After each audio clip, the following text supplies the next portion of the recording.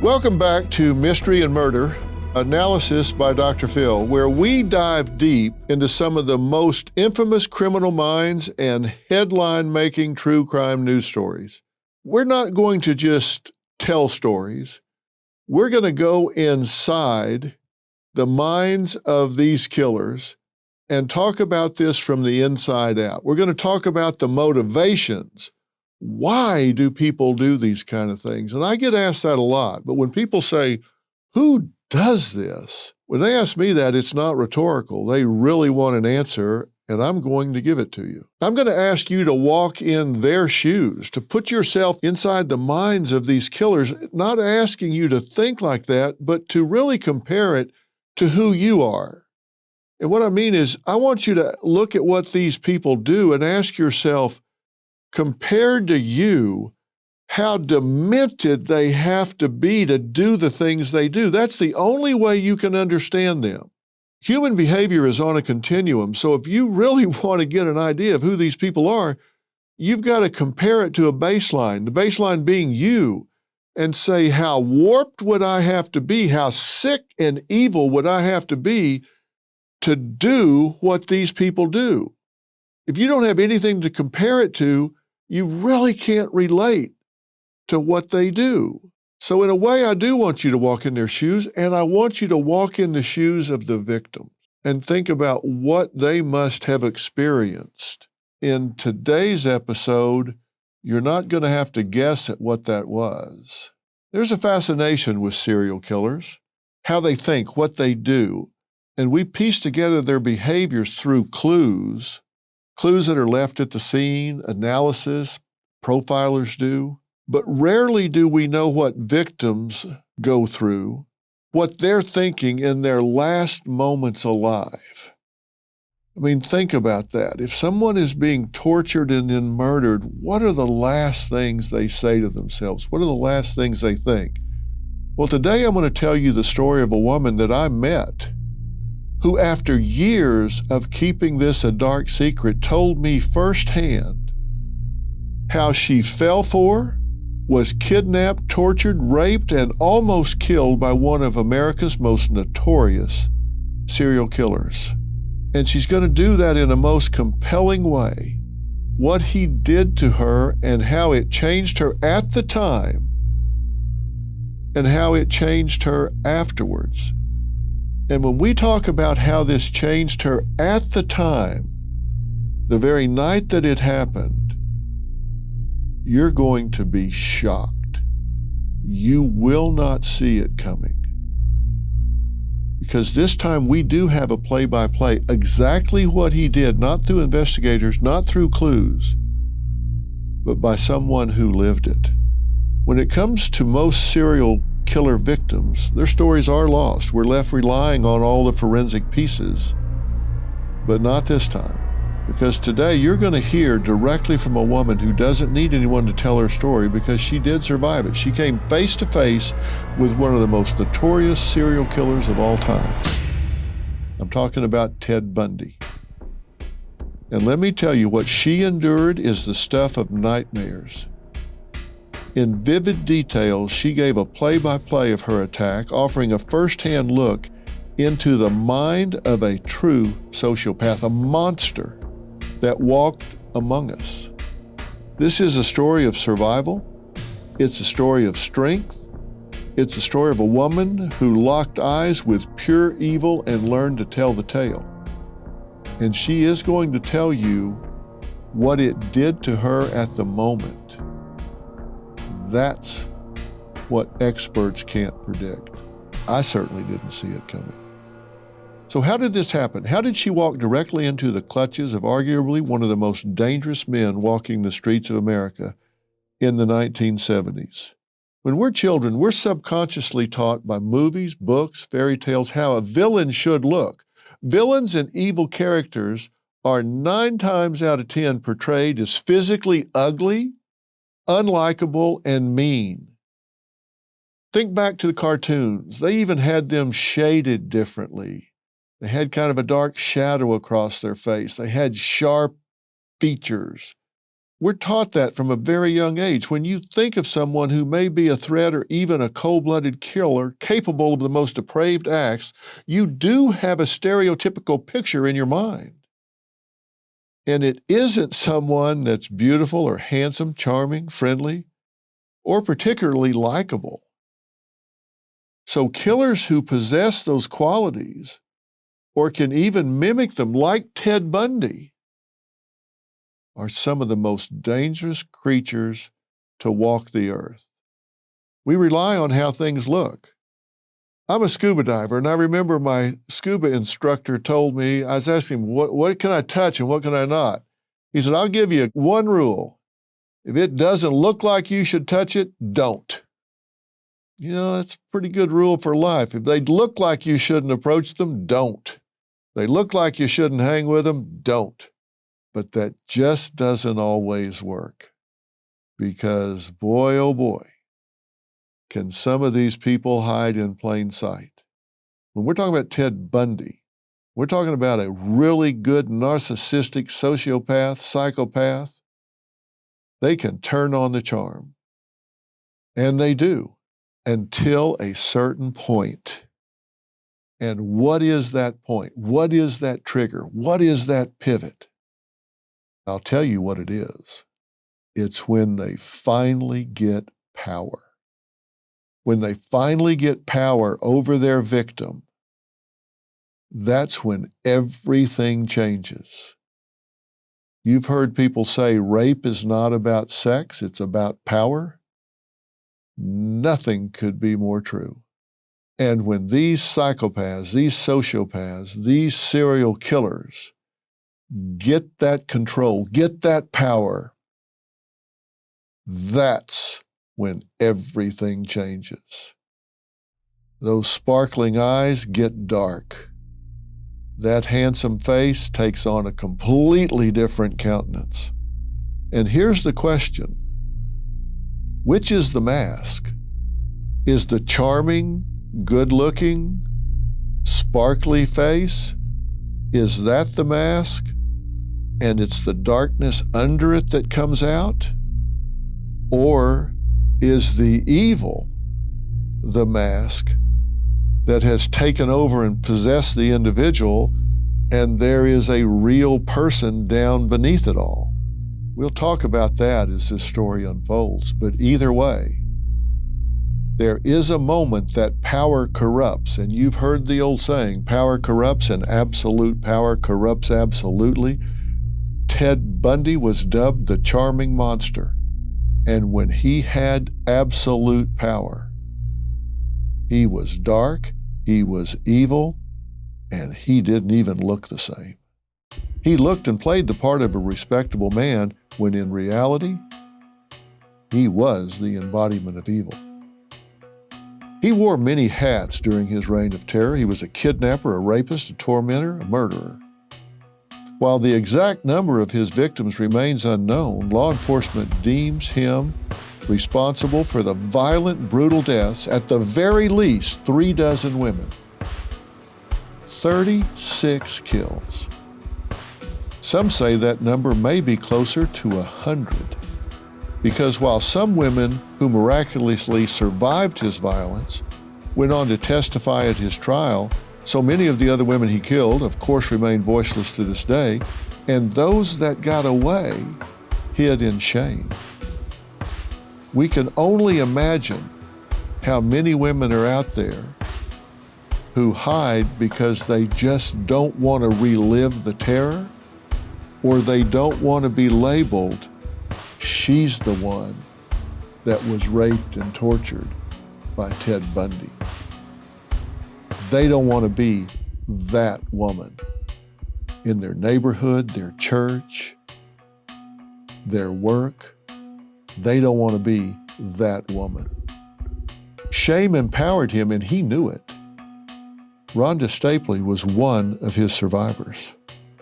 And she, in fact, did keep silent for years. For decades, this woman carried a chilling secret that she had come face to face with notorious killer Ted Bundy and lived to tell the tale.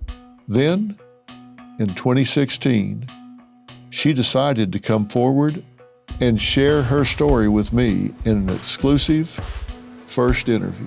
And on today's episode, we're going to dive into that chilling story of survival, one so intense, it seems like it was ripped from the page of a novel. But it's her true story. And what Rhonda shared with me isn't merely salacious. It lets you inside the mind of a man who remains one of the most dangerous humans to ever walk this earth. Now, Rhonda thankfully escaped. And I mean just barely.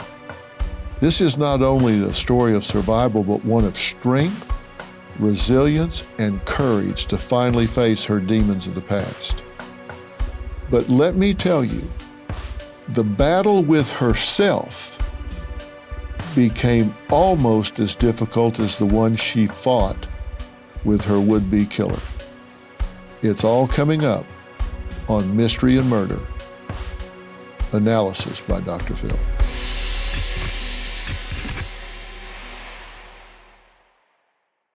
Have you checked your home title recently? Many homeowners never have, leaving themselves vulnerable. Scammers can steal your home title, forge your signature, and target your equity. Protect yourself from fraud before it's too late. Secure your title and your financial future today. You won't even know it's happened until it's too late. Ensure you're not a victim. Use promo code PHIL at HometitleLock.com to make sure your title is still in your name. You'll also get a free title history report, plus a free 14-day trial of their $1 million triple lock protection. That's 24/7 monitoring of your title, urgent alerts to any change, and if fraud should happen, they'll spend up to $1 million to fix it. Go to HometitleLock.com now. Use promo code PHIL. That's HometitleLock.com, promo code PHIL.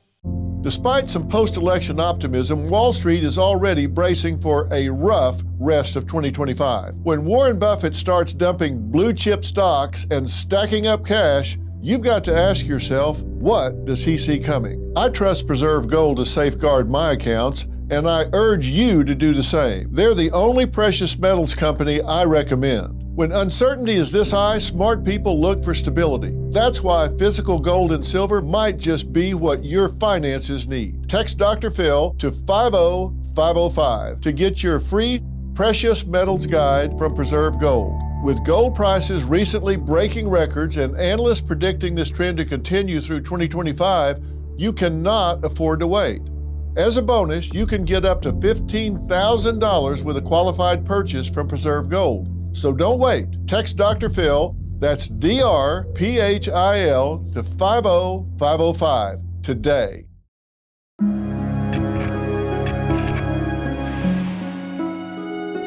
I want to warn you, what you're about to hear is a graphic and unsettling account of a violent and sexual attack. The story is deeply disturbing and may really be difficult for some listeners to experience.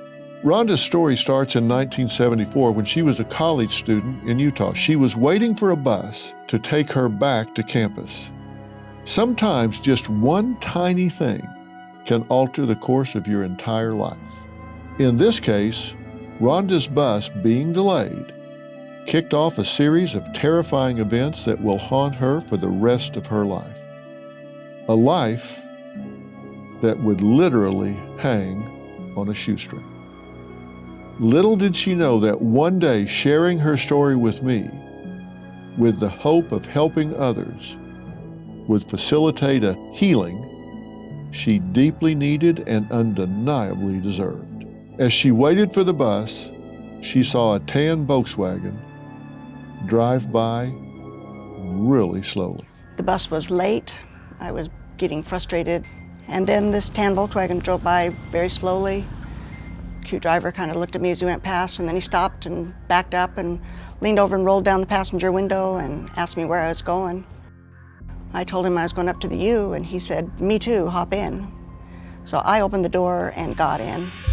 Of course, we all now know that this was Ted Bundy, inviting her into his vehicle And we all want to yell, run, scream, do not get in that car. But let's look at this interaction from both the perspective of the monster and his intended victim at the time. Bundy was a predator, and a methodical one at that. And let's face it, he was well practiced. He was possessed by a repeated urge to rape and murder, to add women to his collection of conquest. Profilers later noted his penchant for women with straight, sleek brown hair parted in the middle. So he takes a drive looking for possible prey, all from the comfort of his car. He drives leisurely, scanning the street until his eyes land on a young woman waiting alone. It's Rhonda. She's glancing from side to side looking for that bus. This could be an easy opportunity for him. If he times it just right, he can swoop in, play the role of the White Knight, helping out a damsel in distress, and she'll willingly get in his car. He's right. In this instance, his ruse succeeds. Switching to Rhonda's perspective, notice she told me that her first impression of this stranger who pulled up next to her was that he was cute. That's the first thing she said, how he was cute. And that was very disarming. That's all it took for a young, intelligent college woman to drop her guard and climb into the car of a sadistic monster. We know that Ted Bundy's all-American good looks were one of his biggest assets in getting women to initially trust him. And there's a scientific reason for this. Multiple studies show that people tend to perceive conventionally attractive people as more trustworthy and cooperative than those who are less attractive. Now note that we use the word perceive as it's an ingrained bias, certainly not a foolproof one. And here's what we're talking about. We all know about prejudice and bias, and we think about that only in the negative. If you're prejudiced against someone or you have a bias, we think that that's always against the thing you're perceiving. I'm prejudiced against that group of people, or I'm prejudiced against those ideas, or I have a bias against that part of the country or that ideology or that group of people. But we also have positive biases that cause us to accept things at face value, to not think critically about those things. And that positive bias can be as crippling as any negative bias, any negative stereotype. For example, if you have a friend that's trying to get you to do something you shouldn't do, get you to cheat on something, get you to do a business deal that's kind of flaky, the fact that they're your friend will cause you to be less skeptical of a shady sort of proposal than if it was from a stranger.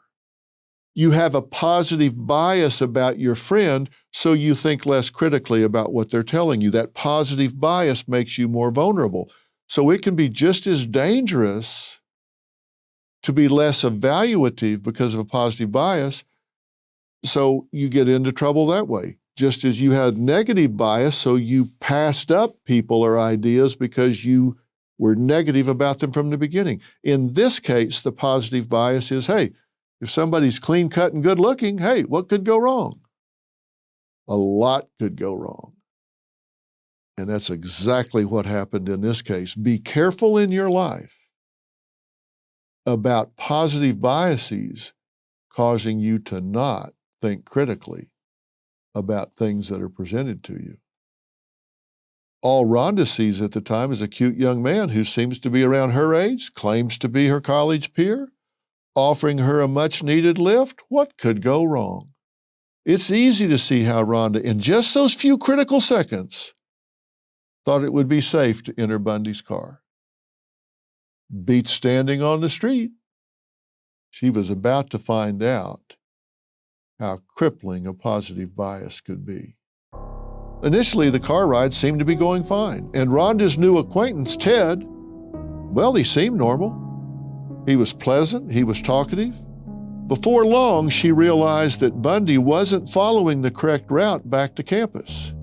Still, playing the part of gentleman, Bundy asked her permission to go an alternative way so he could run an errand near the local zoo. Now, there is a definite mental manipulation going on here. As I said, he's very practiced. Not his first abduction. And he's learned if you can get your target to own the plan, you don't just say, I'm going to take a side trip here. If you can get their permission, where they're giving you their blessing, they own it. Hey, he's going off track here, but I gave him permission to do so.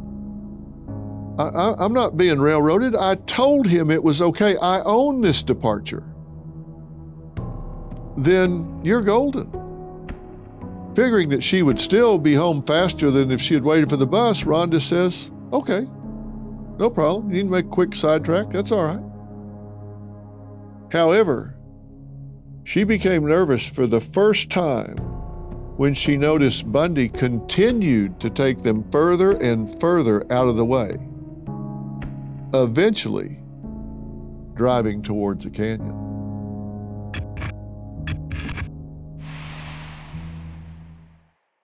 Let's discuss preparedness, because we know emergencies happen when we least expect them, but instead of just taking it, we can prepare. Let's discuss Jace Case, one of your most important preparation tools. With Jace Case, you'll have emergency prescription medications on hand right when you need them. Think about it. Ever been caught off guard? Whether it's a sudden illness or a travel hiccup, the right medications can make all the difference. Jace Case is designed to take that worry off your plate, so when a minor health issue pops up, it doesn't turn into a major problem. Don't let unforeseen circumstances derail your plans or your peace of mind. Live with confidence. Take charge with Jace today. Visit jace.com and use code PHIL for a discount on your order and get emergency antibiotics on hand for the moment you need them. That's JASE.com, code PHIL, PHIL.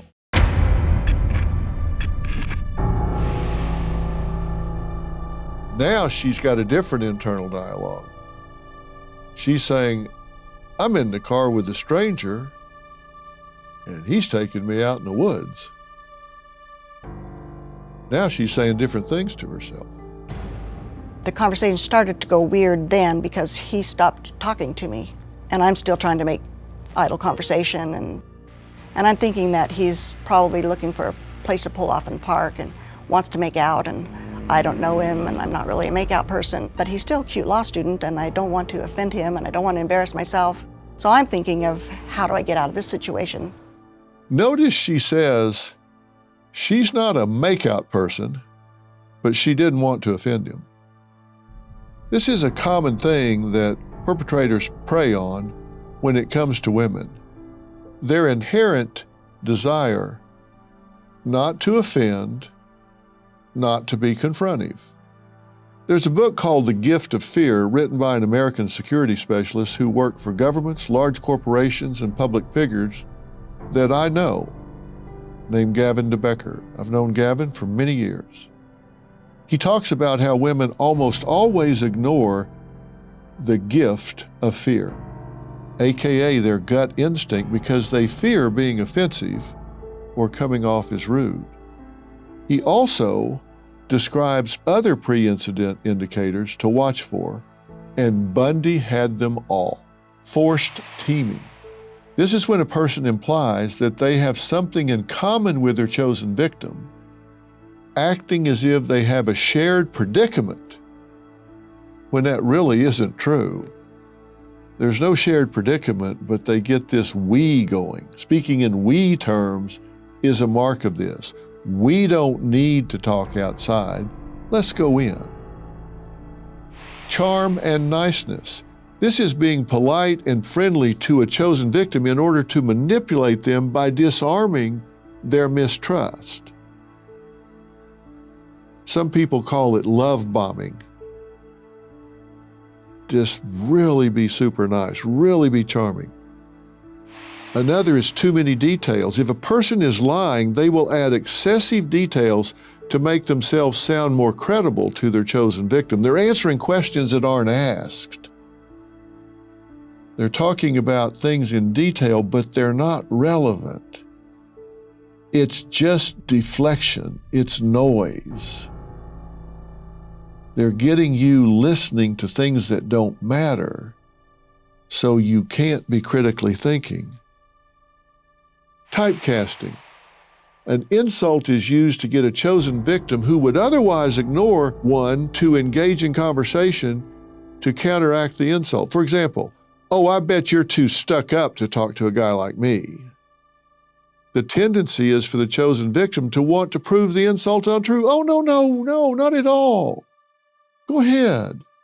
Another is loan sharking, giving unsolicited help to the chosen victim and anticipating they'll feel obligated to extend some reciprocal openness in return. So they try to create a tit-for-tat relationship. The victim doesn't ask for it, but you do something for them and they feel like they owe you, so they come back to you nice and are candid with you, and now you've taken it to another level. The unsolicited promise, a promise to do or not do something when no such promise is asked for. This usually means that such a promise will be broken. Like, "I'm not going to do anything to you." Well, who brought that up? Why do they feel the need to say that? I didn't know that was a question. When they bring that up, they might as well say, "I'm going to do something to you." Why do you feel the need to tell me you're not if that's not on your mind? If an unsolicited "I promise I'll leave you alone after this" usually means the chosen victim will not be left alone. An unsolicited "I promise I won't hurt you" usually means they do intend to hurt you. Why would you feel the need to say that? Discounting the word no, refusing to accept rejection. They've got an agenda and they're running it.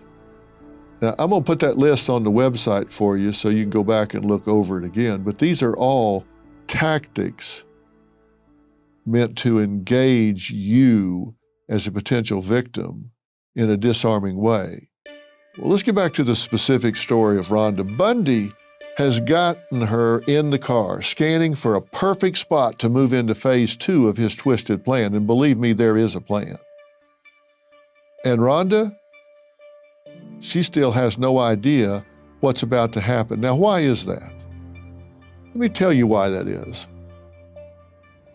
All behavior is on a continuum, and it goes from the innocence of an angel to the blackness, the darkness of evil.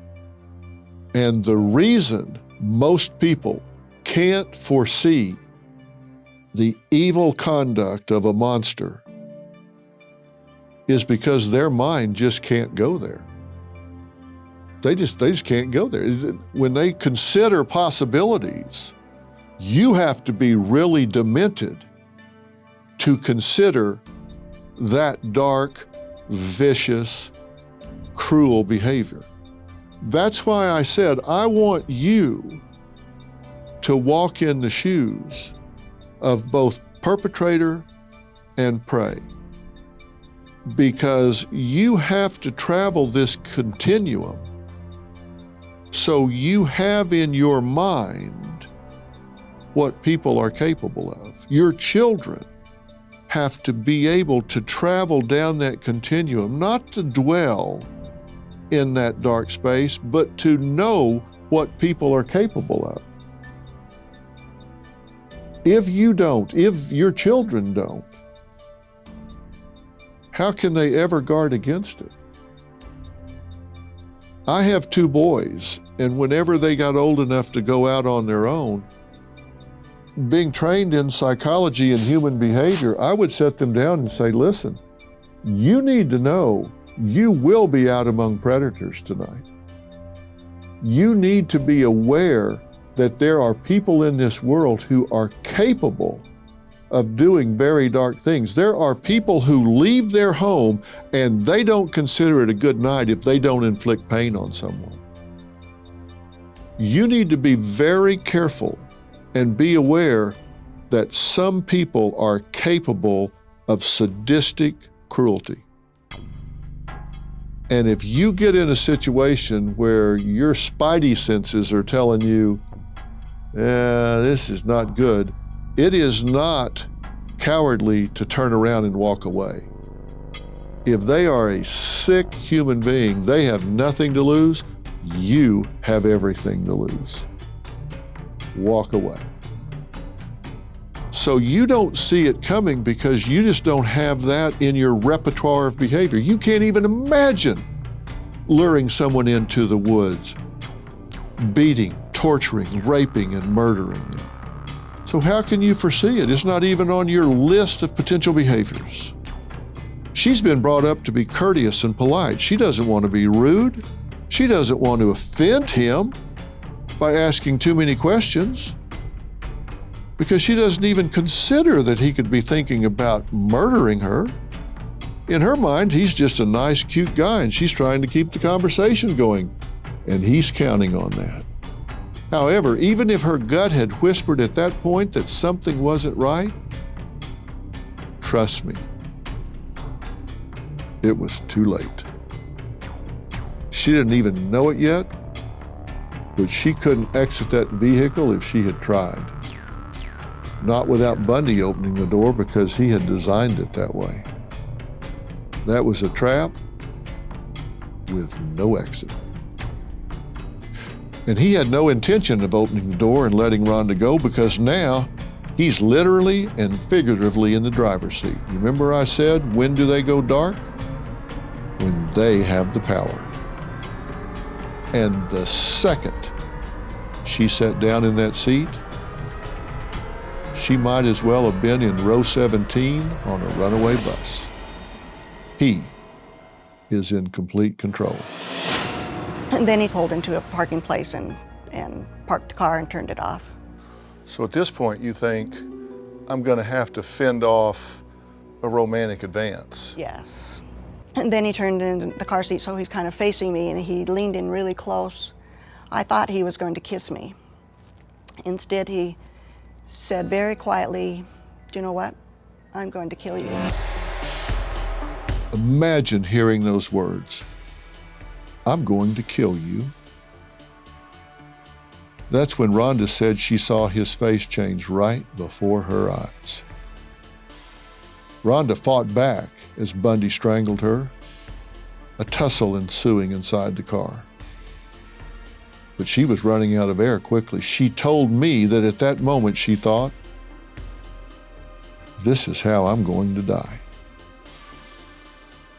Before long, Bundy had dragged her outside his bug. She was in and out, consciousness slipping away, and came to on a nearby picnic table. He began beating her, punching her in the stomach as she cried, pleading through ragged breaths for him to stop. She feared he had broken ribs. There was a picnic table in this area. The Volkswagen was parked in that area over there. Then he turned off the lights. We were sitting in the car at the time. He strangled me unconscious. Were you screaming and crying? Yes, and begging for my life. I was telling him, don't hit me anymore, you know. Repeatedly, Bundy would cover her nose and mouth, then release her to let her breathe, only to repeat the torturous cycle again and again. Rhonda felt like this was a game for him, a game that consisted of him watching her nearly die, then come back to life at his will. Power. Sickeningly, at one point, he even asked her how she would prefer to be killed, and then went back and forth between strangling her and covering her nose and mouth. This is a rush for him. This is him getting off on the power. He has complete control now. He has her life in his hands. He has no accountability. There's no one to stop him. He can do anything he wants. He can take an hour, 2 hours, 3 hours. He can do anything he wants. It's like a cat toying with a mouse. And it's the power that stimulates him. He wasn't going to just kill her and end the torture.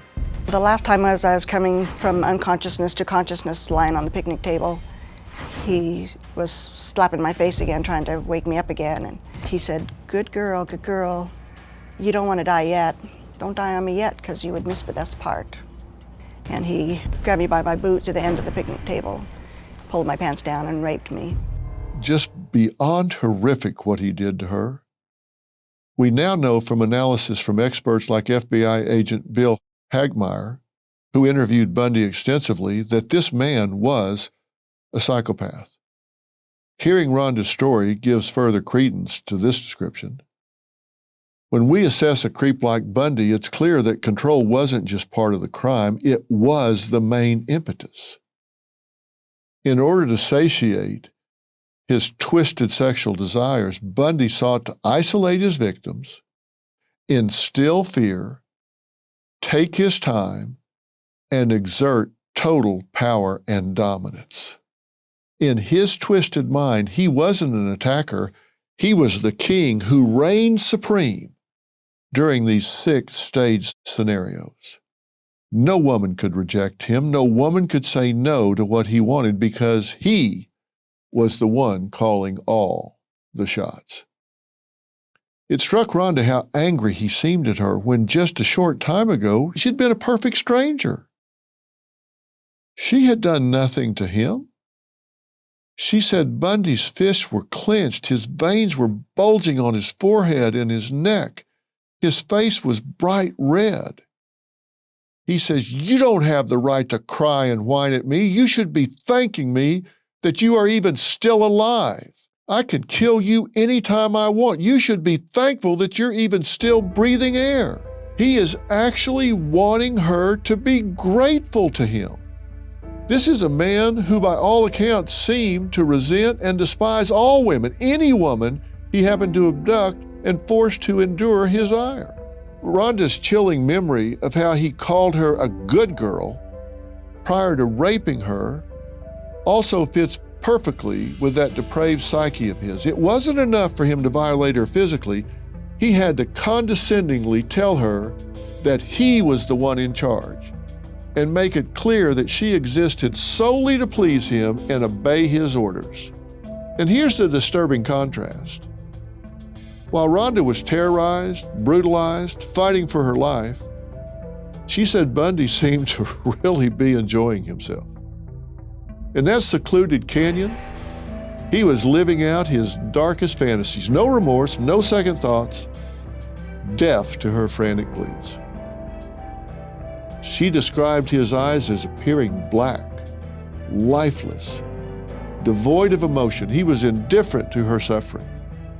Zero empathy, bringing her in and out of consciousness, alternating between strangling her, then jolting her awake.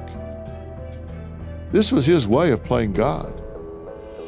This was about the sadistic thrill Bundy got out of holding someone's life in his hands. All signs seemed to point to Rhonda dying on that picnic table in that secluded Utah canyon, and yet things were about to take a turn. After this terrible attack, he was counting on Rhonda already being dead or too weak to run or fight back. But Bundy was about to find out that leaving Rhonda unattended, even for one moment, was a huge mistake. On the next Mystery and Murder, analysis by Dr. Phil, Rhonda's escape and why she kept this dark secret buried for decades, plus a look inside what caused Ted Bundy to become the infamous murderer he's known as today. And I'm going to start revealing how this changed her on even that first night. The change came after she escaped. It's all coming up next week.